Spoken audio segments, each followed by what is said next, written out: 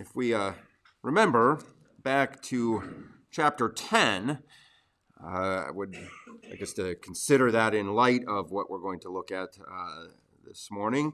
Chapter 10 was the great tragedy that involved Nadab and Abihu, and a tragedy it was. After all, there is no indication that Nadab and Abihu were not true believers. They simply had decided to do their own thing and to worship the Lord in their own way, do something against God's command. It reminded me of the account of Uzzah and the Ark of the Covenant in 1 Chronicles 13, beginning in verse 7. So they carried the Ark of God on a new cart from the house of Abinadab, and Uzzah and Ahio drove the cart. Then David and all Israel played music before God with all their might, with singing on harps, on stringed instruments, on tambourines, on cymbals, and with trumpets. And when they came to Chidon's threshing floor, Uzzah put out his hand to hold the ark, for the oxen stumbled. Then the anger of the Lord was aroused against Uzzah, and he struck him because he had put his hand to the ark, and he died there before God. It's that account and the account of Nadab and Abihu. This shows us how serious the Lord takes coming before him. And this is why I think up until this point there has been such an emphasis here in Leviticus placed on clean and unclean, on holiness.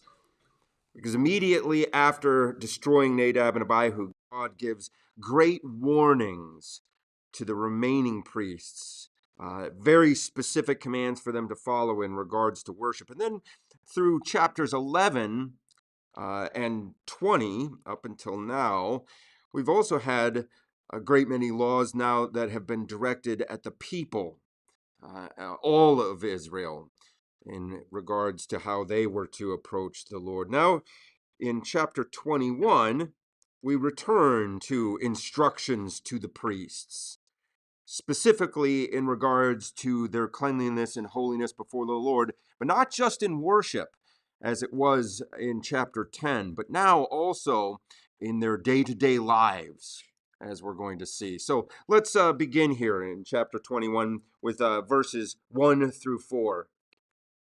And the Lord said to Moses, "Speak to the priests, the sons of Aaron, and say to them, None shall defile himself for the dead amongst his people, except for his relatives who are nearest to him, his mother, his father, his son, his daughter, and his brother.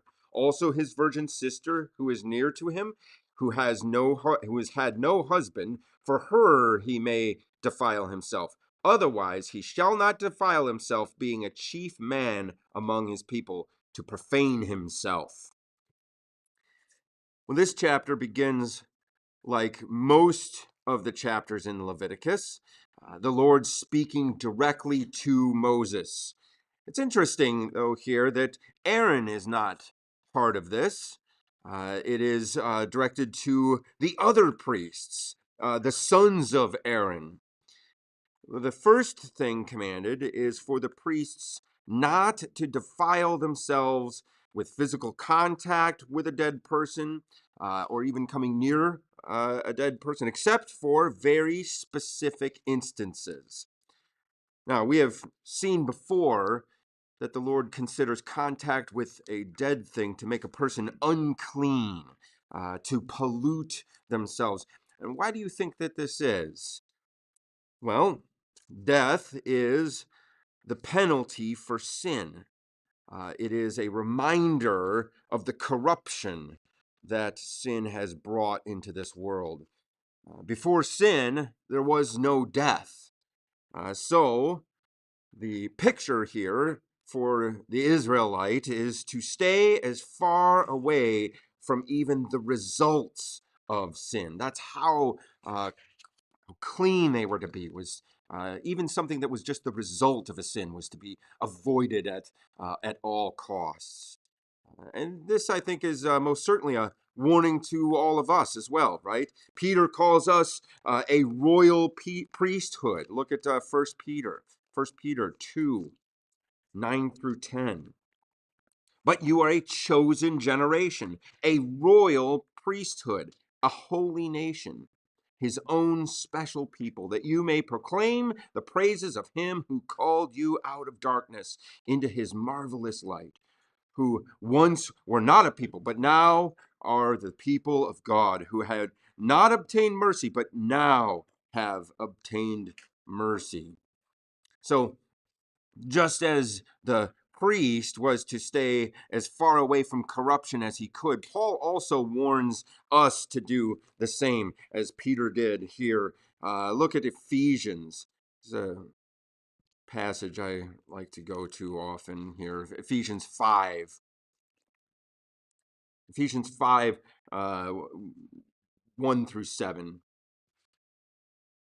Therefore, be imitators of God as dear children, and walk in love, as Christ also has loved us and given himself for us, an offering and a sacrifice to God for a sweet smelling aroma. We see here the connection with Leviticus and the priesthood of Christ, who's offering himself as a sacrifice. But fornication and all uncleanliness or covetousness, let it not even be named among you. There's another translation says that there shouldn't even be a hint of it amongst you. These things, the fornication, uncleanliness, and even covetousness, as it is fitting for the saints, neither filthiness, nor foolish talking, nor coarse jesting. These things, as this list goes on, we could all hear these things. How many of us fall into foolish talking or laughing at inappropriate jesting, which are not fitting, but rather giving thanks? For this you know, that no fornicator, unclean person, nor covetous man who is an idolater has any inheritance in the kingdom of Christ and God. Let no one deceive you with empty words, for because of these things the wrath of God comes upon the sons of disobedience. Therefore do not be partakers with them. I hope we see that connection here with Leviticus, and how the priests are to be so separate and to keep themselves from these things, and we as that royal priesthood ought to as well. I think something to note here in our passage here in Leviticus, for those who have just joined us, it's Leviticus 21. I think something here to note is that there is mercy. Right? The priest was to keep from touching a dead person, except when it came to his family, right? To his blood relatives. The Lord makes provision for that. Even though he considered it to be an uncleanness, it was still, the Lord gave a mercy to that. And the commentator McGee that I like to go to, McGee likens this to Jesus weeping at the tomb of Lazarus. The priests were not cold and uncaring, and to be so separate from the people that they would shun even their dead family members. I think in that we see Christ here, right, as the man of sorrows, as Isaiah says, or acquainted with grief. And so we start to see that picture there. Well, let's look at the next section, verses 5 through 9. They shall not make any bald place on their heads, nor shall they shave the edges of their beards, nor make any cuttings in their flesh. They shall be holy to their God, and not profane the name of their God. For they offer the offerings of the Lord made by fire, and the bread of their God. Therefore they shall be holy. They shall not take a wife who is a harlot, or a defiled woman, nor shall they take a woman divorced from her husband, for the priest is holy to his God. Therefore you shall consecrate him, for he offers the bread of your God. He shall be holy to you, for I, the Lord, who sanctified you, am holy. The daughter of any priest, if she profanes herself by playing the harlot, she profanes her father. She shall be burned with fire. Well, we see here that we shouldn't have goatees. Right? No. What we're dealing with here in verses 5 and 6 is these are ritual cuttings and shavings that had to do with both idolatry and, as it relates more specifically to the previous commands, mourning rituals of pagans. Turn over to Deuteronomy. We haven't gotten there yet, but Lord willing, in a few years we'll get over there. Deuteronomy 14:1. You are the children of the Lord your God. You shall not cut yourselves, nor shave the front of your head for the dead. For you are a holy people to the Lord your God. And the Lord has chosen you to be a people for himself, a special treasure above all the peoples who are on the face of the earth. These mourning rituals that the pagans would do, and we see this even today. We have, you look in China and other Buddhist places, and that they will do the same thing. They will shave their heads in mourning and whatnot. It is a pagan practice even today. I got it. MOURN. I thought it was an AM thing. Oh, no, mourning. No, mourning, as in mourning for the dead, right? And these were part of idolatry as well, though. So there is a connection between the two, not very far, and that's why God distinguishes the priests in verse 6 as those who make offerings to the Lord. Right?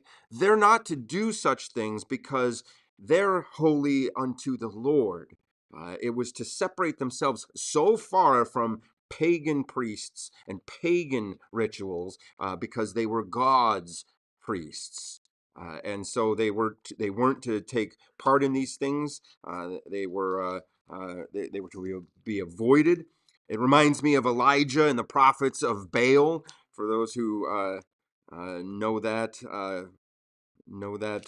account, look at 1 Kings 18. Turn over there. We don't have time to look at the entire account, but read that in your off time.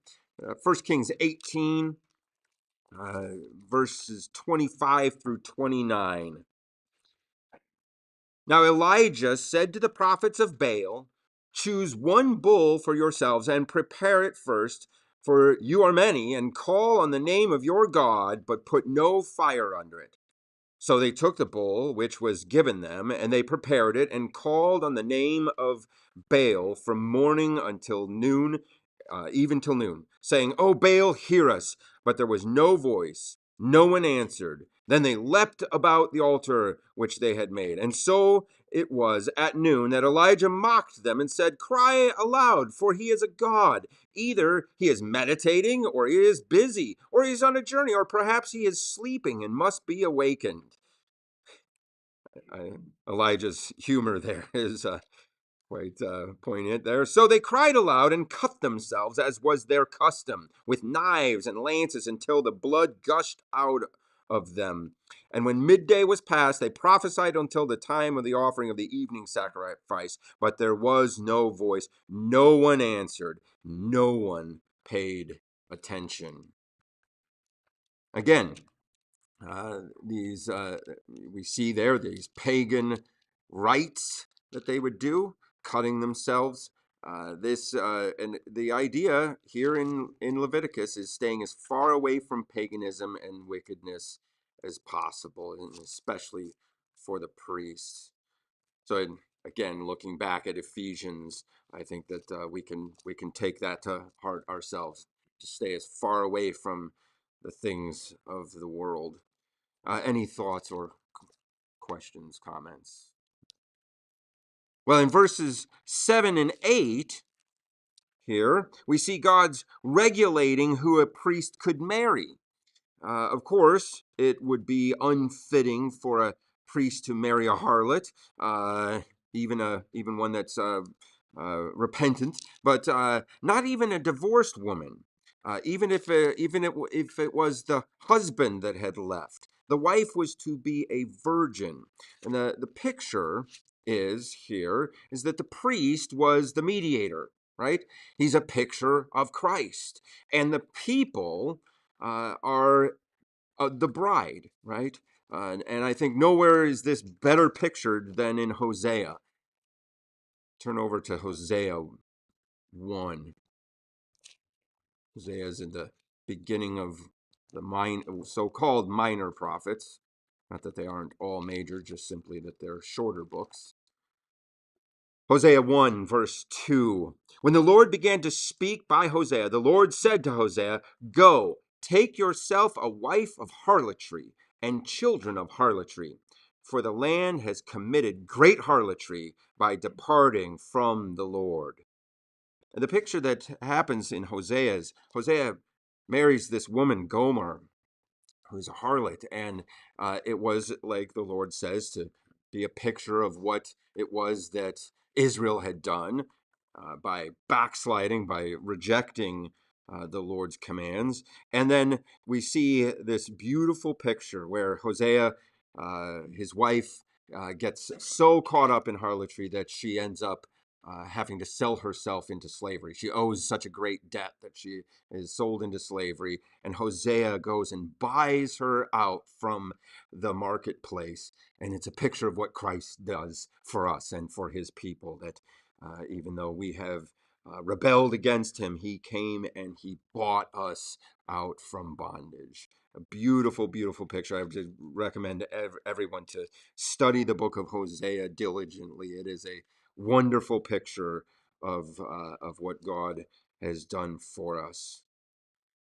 Now, the priest's life in here in Leviticus was to be so consecrated, so set apart, that even if his daughter rebels, and it says as here plays the harlot, it's as if she profanes her father. And she is to be, well, she's not just to be stoned. It doesn't, that's the usual punishment, but she's not to be stoned. She's to be burned with fire. That is the most serious of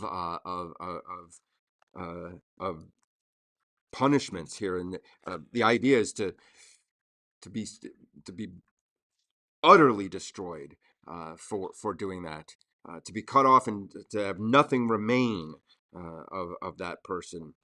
Again, the seriousness that the Lord takes holiness and the things that he has commanded here. Look at verses 10 through 15. He who is the high priest among his brethren, on whose head the anointing oil was poured, and who is consecrated to wear the garments, shall not uncover his head, nor tear his clothes, nor shall he go near any dead body, nor defile himself for his father or his mother, nor shall he go out of the sanctuary, nor profane the sanctuary of his God, for the consecration of the anointing oil of his God is upon him. I am the Lord. And he shall take a wife in her virginity, a widow or a divorced woman or a defiled woman or a harlot. These he shall not marry, but he shall take a virgin of his own people as wife. Nor shall he profane his posterity among his people, for I, the Lord, sanctify him. Well, now we come to regulations for the high priest. Some of the same things are covered, yet in a way they're even more severe for the high priest. He's not to even go near a dead person, not even his own family. He couldn't go to their funeral or to go visit their grave.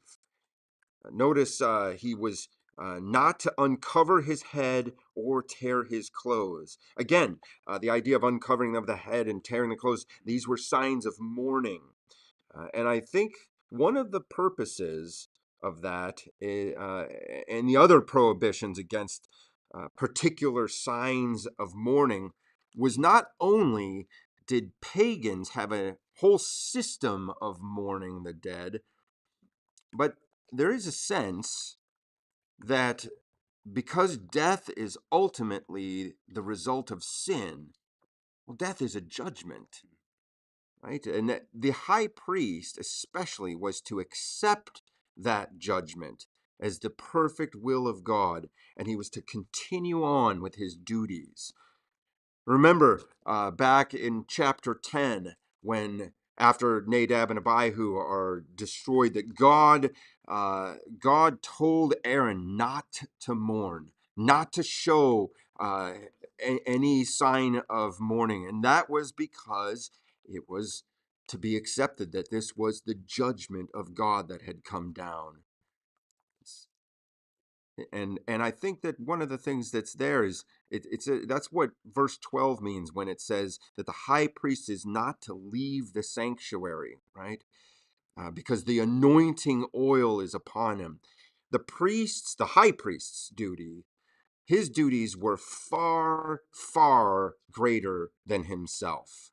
That's, I think, is what we're seeing there. That's what's being pointed out. That what he was called to do is well, just has a weight to it that is far, far greater than one's own personal personal feelings. I think that uh, those who are called to leadership in the church can see that same sort of heaviness, that same sort of weightiness. Paul talks about that when he says that very few of you should seek to be leaders or teachers, and that there's a greater judgment on the teacher. And so I think there's a connection that we can see there. I think also in First Thessalonians, Paul says we don't weep as the world does. Yes. So that's being without hope. Yeah, that's another aspect I think to that is because there's a hope that the believer has, that death is not there's not a finality as there is with the pagan. The pagans mourn and cut themselves and shave their heads and things because they think that person is gone, and that is the worst of worst things. Yet we know uh, that those of us who die in the Lord are with Him. Remember, I think it's interesting here that the high priest is called not to tear his clothes. Anybody remember a instance where a high priest tore his clothes? Mark 14. Look over there.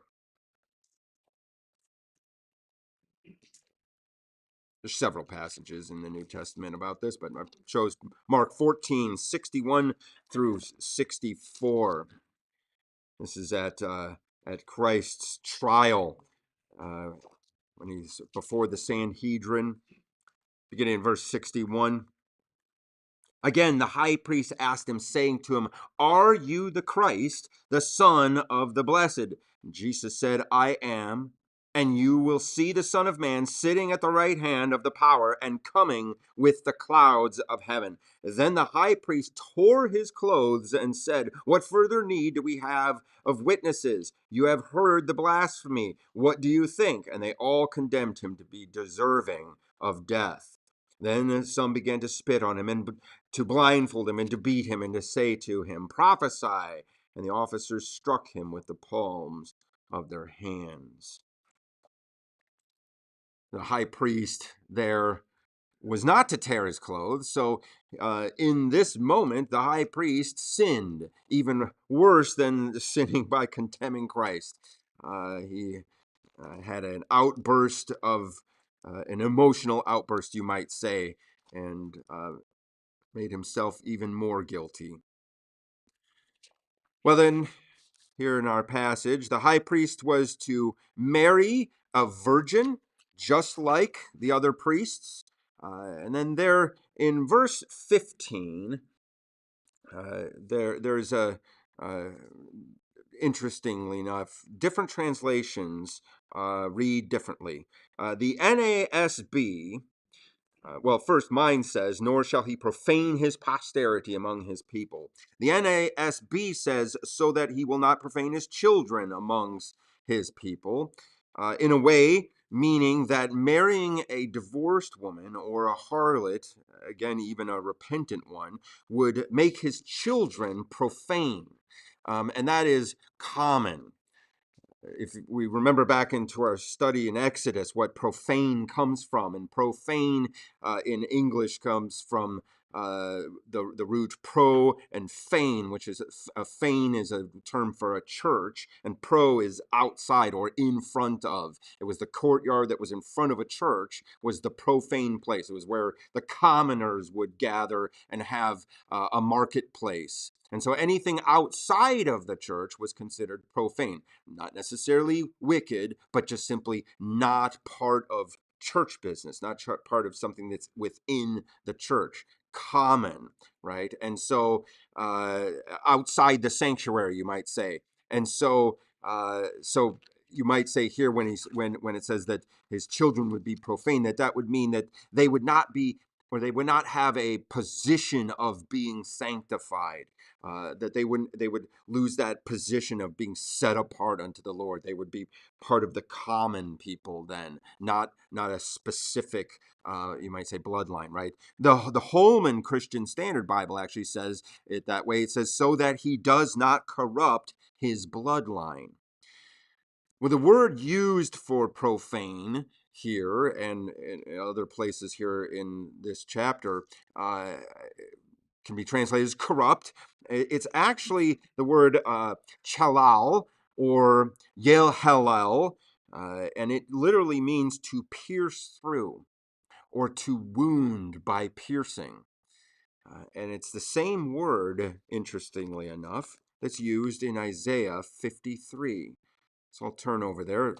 Should be familiar with this, but Isaiah 53, starting in verse 3 through 5. He is despised and rejected of men, a man of sorrows and acquainted with grief. And we hid, as it were, our faces from him. He was despised, and we did not esteem him. Surely he has borne our griefs and carried our sorrows. Yet we esteemed him stricken, smitten of God, and afflicted. But he was wounded for our transgressions. We could translate that as, but he was pierced for our transgressions, and he was bruised for our iniquities. The chastisement of our peace was upon him, and by his stripes we are healed.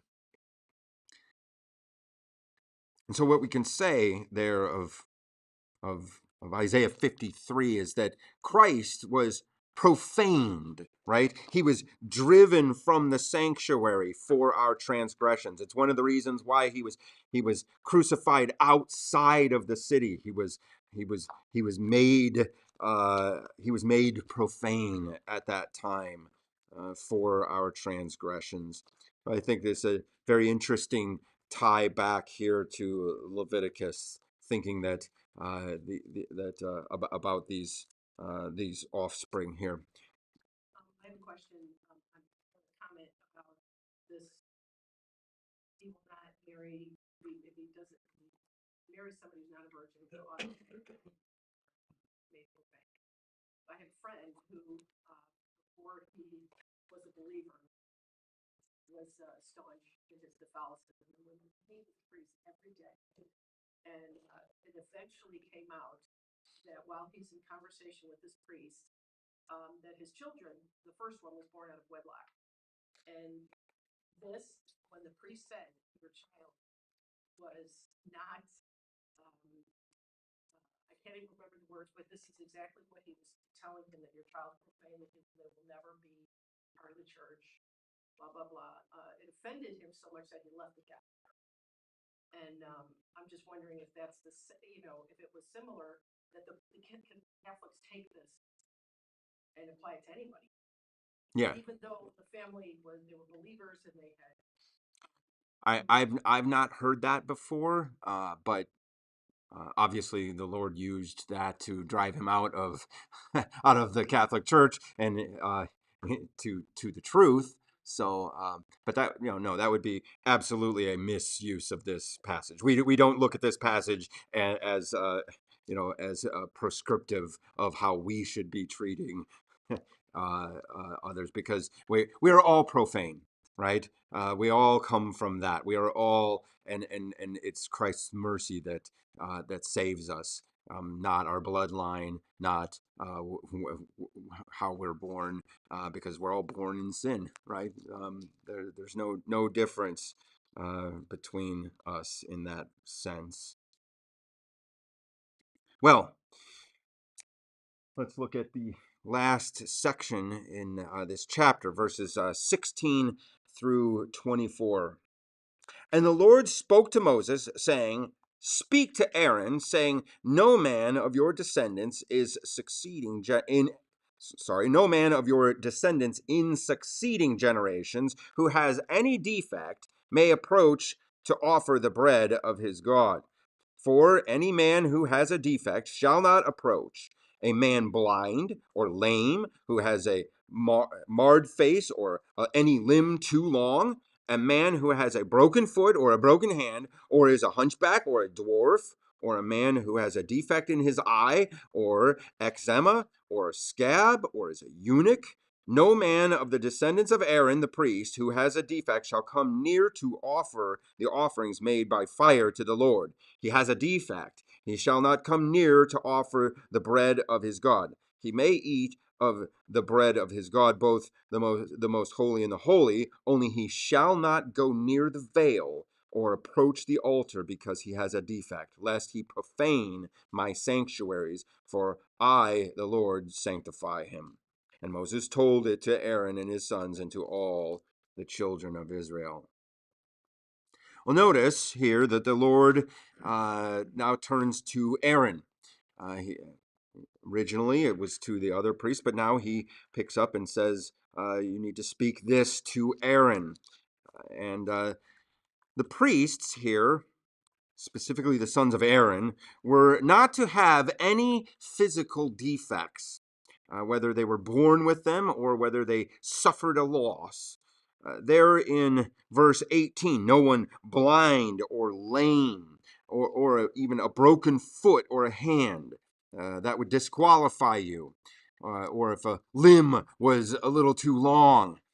I have to say that I am certainly glad that we don't live under these Levitical statutes, because I have several of these things and would have most certainly been disqualified from service.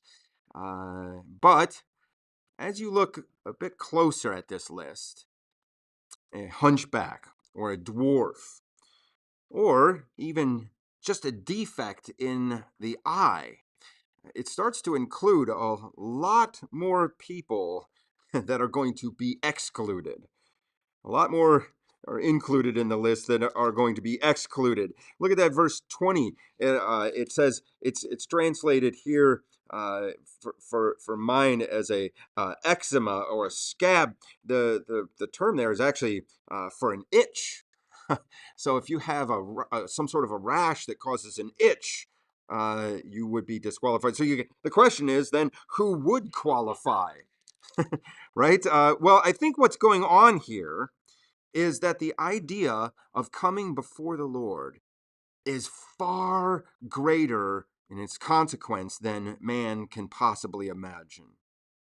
Remember that the whole theme of this book is who can ascend the mountain of the Lord. And I think when we start to look at these things more carefully, no one no one can ascend the mountain of the Lord, right? Who can approach the all-holy God of the universe? The picture is that the holiness of God is so blinding, it's so bright, that it reveals every single spot and every single defect of man. That's what we see here, right? So, what the priests would have been doing here, they would have been so careful, because there would have been only a very few that had no physical defect. I mean, how many of us in here have poor eyesight? That would be a defect of the eye, right? A hunchback. As you get older, you hunch over. How many people have these things? It would have been a very few people that would have not had that. And then what they would do is they would have to go through their entire life hoping that they would not just slip on a wet rock and fall down and break their hand or break their foot or mar their face just a little bit or get something that would cause them to have a scab, right? That's how serious they were to take the office of being a priest. That's how serious the Lord takes it here. So Now, as verse 22 says, those with the defects could still take part in the fellowship meals, right? They just couldn't take part in the sacrifices. They couldn't go and make the sacrifices. They couldn't lead in worship or go even near the veil. Now, of course, this was because we remember the people were watching all of this. That's the whole reason. The people were looking into that tabernacle and watching the priests do their things, right? They saw what the priests were doing at all times, peeking in and watching them go back and forth. There was no hiding in the tabernacle area, right? There was no, it was just a big open courtyard filled with priests, right? There was the holy place, and when a person would go into the holy place, then they wouldn't see what was going on in there, but they would see them go in, right? And so they were to be set apart. If the people saw a disfigured priest going in and making a sacrifice or going into the sanctuary, right, God said that that would profane it. It would wound it, you might say. It would make it a common thing that to do these things. But instead, it was a holy activity, and these priests were being, again, like I said, they were being watched so carefully. We could take a page from this for ourselves, certainly. What is it that we do in our day-to-day lives? And people are watching us. And if we are that holy priesthood, right? If that's who we are the Lord's representatives here on earth. What do people see when they watch our lives? Do they see in our lives a holy priesthood that is careful not to get ourselves marred? That is, I think, a very important application for us here that we can take from that. Now, well, one last point to make is this last phrase here in verse 23. And we saw it before also back in verse 15 and elsewhere. For I, the Lord, sanctify them.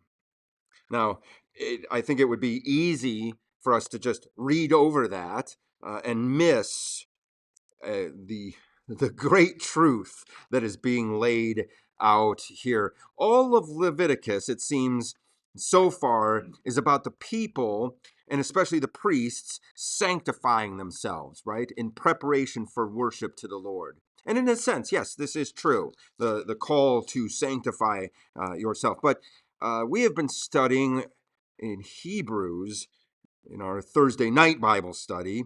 And in the past 2 weeks, we have been seeing something rather remarkable that I think is tied directly to this final phrase. Turn over to Hebrews chapter 2.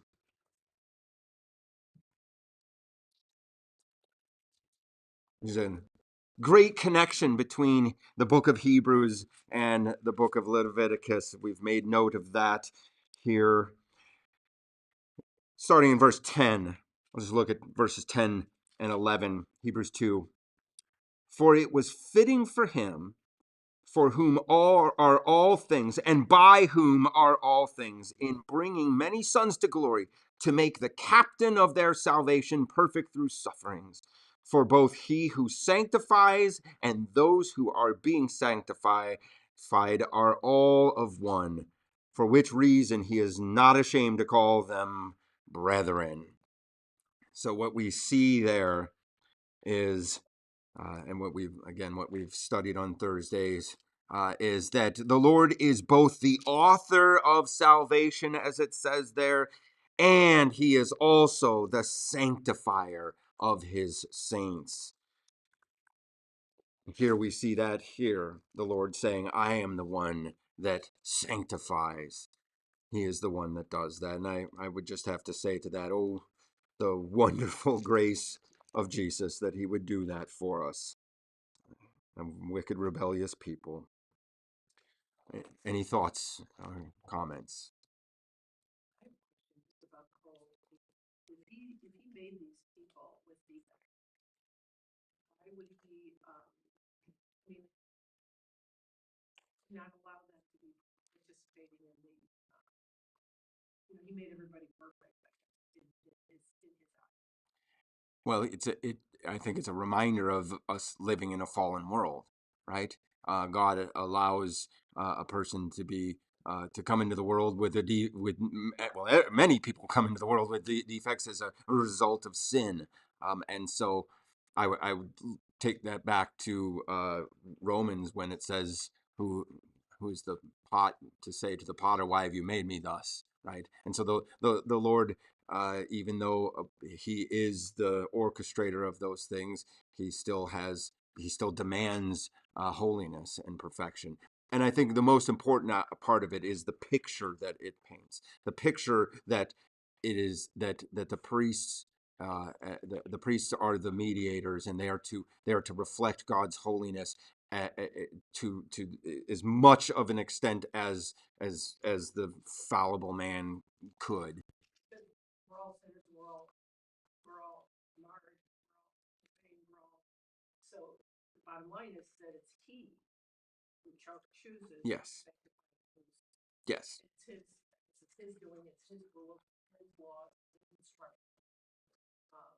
That would make sense. Yeah, I would look at that way. It's always make me think things I never thought before. How Ezekiel was told after his wife died not to mourn, and Ezekiel was a priest. Wonder, I mean, you don't go into these pagan mourning rituals. I think it should apply why you would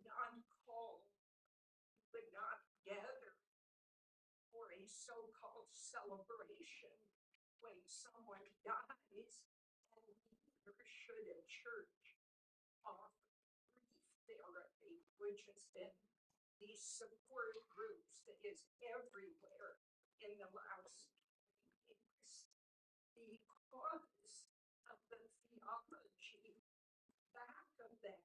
We accept this as a time to mourn and understand that it's because of our sin, but Jesus has covered us with his blood, therefore we go on in life, and God will make this to his glory and my good. Yeah, I think that's very, very good observation for sure, for sure.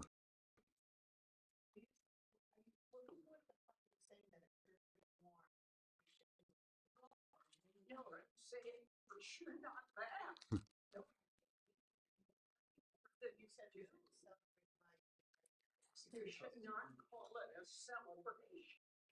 The reason for that would be why you wouldn't want to call it a celebration, right? Is because the pagan world calls their funerals celebrations, right? That's how they present it, and so to be set apart from the world, we wouldn't want to take up their practices. The same as we wouldn't want to take up the practice of offering grief counseling either, because that's how the world deals with death. We as Christians should deal with death in a completely different way. We should obviously, yes, recognize that it is a tragedy because it is the result of sin, and mourn and weep, just as Christ did. Right? He wept at the